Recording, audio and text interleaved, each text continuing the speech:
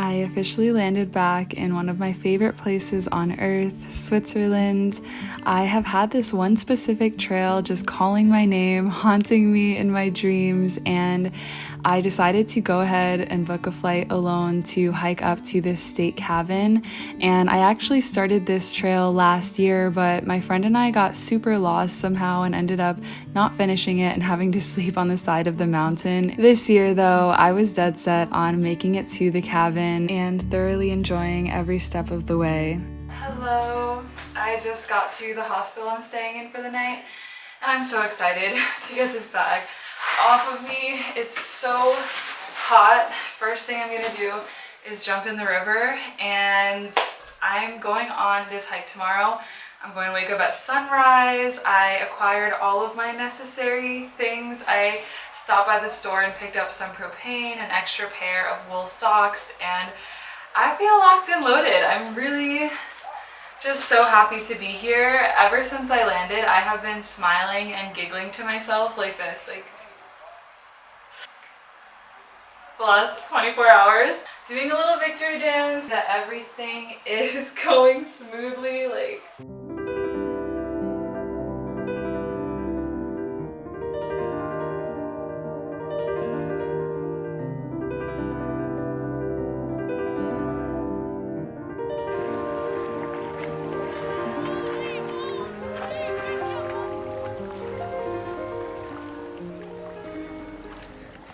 The next day, I woke up early, brushed my teeth, put on copious amounts of sunscreen, hopped on the train, left a little bag at the station for my return, and then waited for the bus to Stechelberg, where I would begin the trail. On the way, there were so many waterfalls, and the world still felt quiet and empty. I was just beaming with joy and excitement as I embarked on this trail for the second time, stopped at my favorite little water spot, and said some prayers. I thought it would be a good idea to braid my hair before I progress any further, because it's going to be hot. The sun is slowly rising and I feel the heat emerging. I'm so happy to be here. Something I'm noticing is how out of shape I am. I've only been hiking for about 25 minutes and my booty is burning. But I was out of shape the last time that I did this trail. And by that, I mean I haven't been doing a lot of like cardiovascular movement on the regular. I haven't been really pushing my body at all. So this is a big push.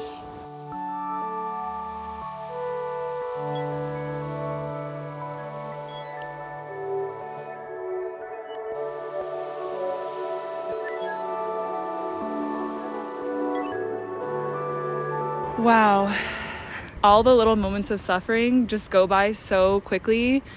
And I think that's what's so gratifying about hiking, is that you can be so out of breath and struggling so heavily, and then all of the trail that you just struggled through is behind you and you arrive at beautiful places like this. I think that this next part, the second half, is even harder because it is even more steep and I'm continuing to go up in elevation the entire time, so I will be dead by the end of the day. And you cannot overlook the importance of eating throughout the hike. You need to keep that fuel high. I'm completely out of water right now, so I need to divert from the path a little bit to get some from the stream.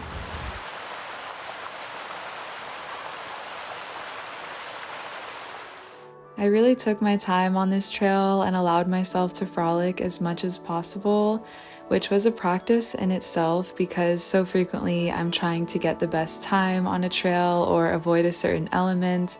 And because I started so early, I had the entire day to really savor it. And my mantra that just kept coming into my head was, it's just you and the earth. It's just you and the earth, and I would rejoice in it. It felt very childlike and nostalgic. I think because some of the first moments I felt safe in the world when I was young was connecting with nature, and there's this feeling that there's no right or wrong, good or bad. Everything just is, and so it's this immensely neutral landscape. There's a bunch of goats behind me. Love it. Yeah, this is like super steep. Just all booty burning. guys are like yin yang. Yin yang goats. I didn't record many shots on the rest of my ascent because it was so challenging, and I had a lot of moments of doubt where I just really needed to push myself to keep on going. But finally arriving to the cabin was a near heavenly experience.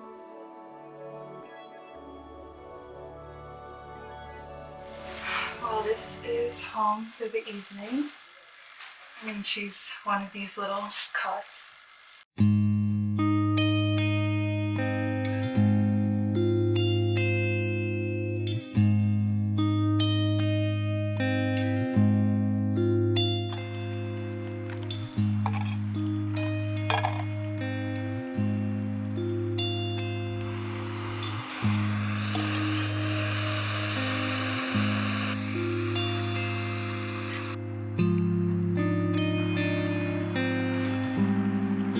I can't believe I just made the decision to take myself here, and then I just did it.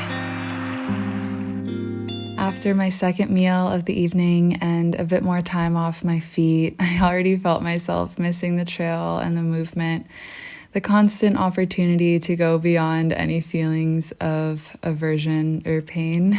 And I just allowed myself to be. I couldn't really do much else except for lay there. And there were a few other people staying in the cabin tonight, which I also chatted with a little bit, but mostly we just all minded our business and enjoyed this space. It's getting hot again with the sun out, but now that I've eaten, I feel slightly more human, and I feel such a sense of accomplishment.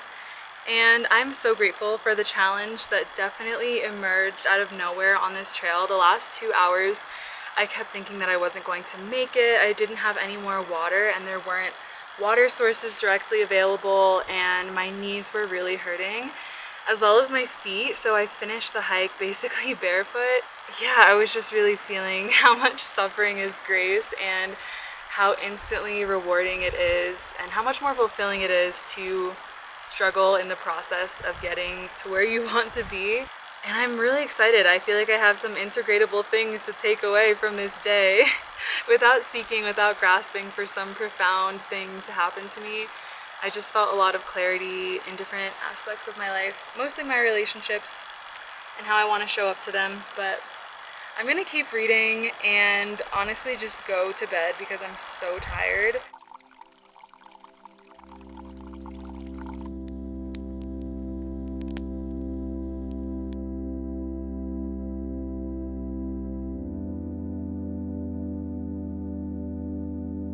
I rested so deeply this evening, but woke up around 4 a.m. to get back on the trail. I wanted to have a slow morning, but there was one man in the cabin making me a little uncomfortable, not reading the room and asking way too many questions about my whereabouts. Thought I should just disappear, so I descended in the darkness, which was a little dodgy in some areas, especially rock climbing, but my intuition was just telling me to do that, and I really enjoyed my early morning moments with the animals anyway. I have no idea what time it is right now because my phone died and I just barely have words, but I will say that it took me almost 9 hours to get up to that cabin. Granted, I probably stopped for 2 whole hours just dilly-dallying and like reading and frolicking about on the way up. It's just kind of crazy how quickly the descent is in comparison, and every single time I look back over my shoulder at how far I have come, I feel so fulfilled because it was so much uphill, and I'm like, okay, no wonder it took me so long. Like, it's taking me a while to get down, and I'm breaking a sweat just walking down. Surprised that I did all of that. And now it's like, it's done, you know?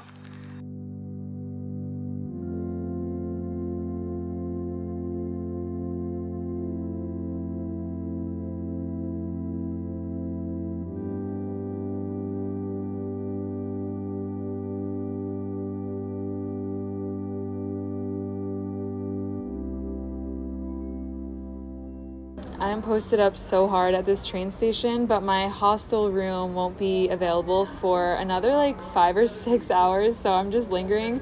I found some postcards for my friends, for my dad, So cute. I love these. And then I also got a local customary drink, which is an apple spritz. This isn't the most popular brand, but this one had a little bit less sugar, so I opted for it. Most of my delirium right now is coming from the fact that I did not sleep very much last night, and not how strenuous that hike was, because I feel great about that. That is so good. Damn. A few hours later, I took a gondola ride up to this charming little town called Gimmelwald. I showered, washed my clothes, fully checked into my hostel, and then found a field to lay in to process everything that just happened. And it really made me think about how living in this life and navigating every reality of this world, the money and the suffering, along with the ego, and just every single aspect of life and living in society feels so complex. And it would be so much easier to just live in a little treehouse and not have to deal with any of it. But I think that the greatest growth and challenge comes from existing in the world and trying to stay grounded and kind. But dang, that temptation is definitely there to just fully recluse into the woods. I know maybe one day that can be my path, but right now I feel like I still have a lot more to do and a lot more to learn about myself and my own karmas to move through, having the illusions of the world really confront me. So I'll just keep basking in these immense anchor points that I get to have. Thank you so much for being witness to them. These are just some of the most cherished moments of my life, and I'm grateful that we get to have them together and feel so paralleled on our journeys to wherever we're going. Thank you, thank you, thank you, and I will see you in a video soon, I hope. Bye.